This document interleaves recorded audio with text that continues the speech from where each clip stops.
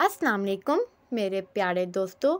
आज मैं फिर एक नए एपिसोड के साथ आज के वीडियो का आगाज़ करती हूँ और उम्मीद करती हूँ आप सब खैरियत से होंगे। आज मैं आपको एक किस्से के बारे में बताने जा रही हूँ जिसका मौजू है कुंदन बहरूपिया। चलिए आज के वीडियो का आगाज़ करते हैं। औरंगज़ेब आलमगीर के दरबार में एक बहरूपिया आया।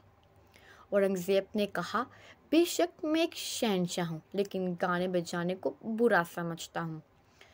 फनकार ने कहा, शहंशाह मुअज़्ज़म, लेकिन मैं एक फ़नकार हूँ और एक फ़नकार की हैसियत से आपकी खिदमत में हाजिर हुआ हूँ और मैं एक बहरूपिया हूँ।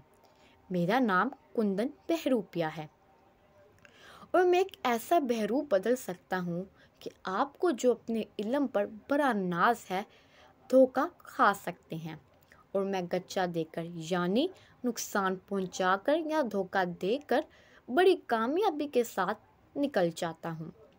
औरंगज़ेब आलमगीर ने कहा, तुम्हारी बात वक्त ज़ाया करने के मुतरादिफ है।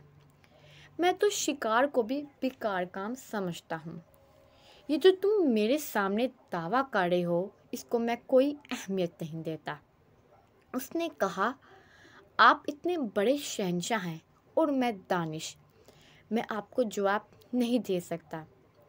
मैं भेस बदलूंगा, आप पहचान कर दिखाइए। तो शहंशाह ने कहा, मुझे मंजूर है। उसने कहा, हजूर आप वक्त के शहंशाह हैं।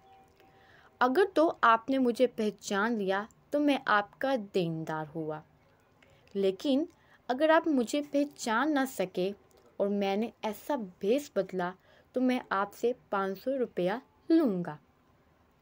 शहंशाह ने कहा, मुझे शर्त मंजूर है। उसे पता चला कि अगले साल शहंशाह मरहट्टों पर हमला करेगा। चनाचा वो वहाँ से पैदल सफ़र करता हुआ उस मकाम पर पहुँच गया।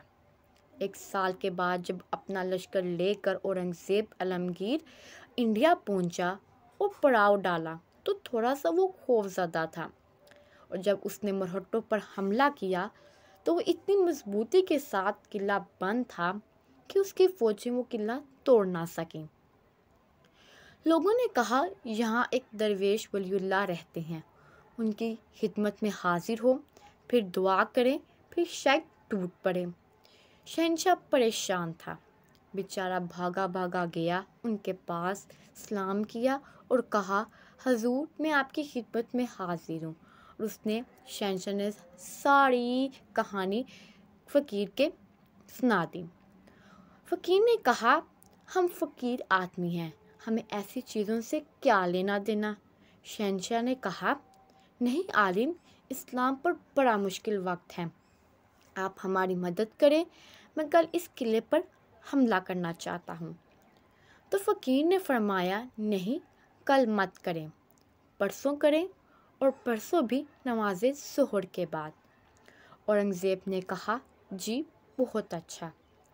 चनाचा उसने नमाज़े ज़ोहर के बाद जो हमला किया और ऐसा ज़ोर का किया और ऐसे जज्बे के साथ किया कि पीछे फ़कीर की दुआ थी और ऐसी दुआ कि किला टूट गया और फतह हो गई। बादशाह मरहट्टों के पेशवा पर फतहमंद कामरान होने के बाद सीधा दरवेश की खिदमत में हाजिर हुआ। बावजूद इसके कि वो टोपियाँ सी के और कुरान पाक लिख कर गुजारा करता था, लेकिन सब्ज़ रंग का बड़ा सा उमामा पहना था, बड़े ज़मुर्द और जवाहिर लगे होते थे। उसने जाकर उमामा उतारा और खड़ा हो गया। दस बस्ता के हजूर, ये सब आप ही की बदौलत हुआ है। उस फ़कीर ने कहा, नहीं, जो कुछ किया है अल्लाह ही ने किया है। उन्होंने कहा, आपकी खिदमत में मैं कुछ पेश करना चाहता हूँ। दरवेश ने कहा, नहीं, हम फ़कीर लोग हैं। औरंगज़ेब ने कहा, मैं आपको 2 बड़े बड़े कस्बे, इतने बड़े जितना कि आपका उकारा है, वो मैं आपको देता हूँ और आइंदा 500 साल पुश्तों के लिए हर तरह की माफ़ी है। उसने कहा, बाबा ये हमारे किस काम की हैं ये सारी चीज़ें, हम तो फ़कीर लोग हैं, तेरी बड़ी मेहरबानी। औरंगज़ेब ने बड़ा ज़ोर लगाया लेकिन वो नहीं माना और बादशाह मायूस होकर वापस आ गया। औरंगज़ेब अपने तख्त पर आकर बैठ गया। जब एक फरमान जारी कर रहा था, एन उस वक्त कुंदन बहरूपिया इसी तरह मन के पहने आया। तो शहंशाह ने कहा, हजूर आप यहाँ क्यों तशरीफ़ लाए?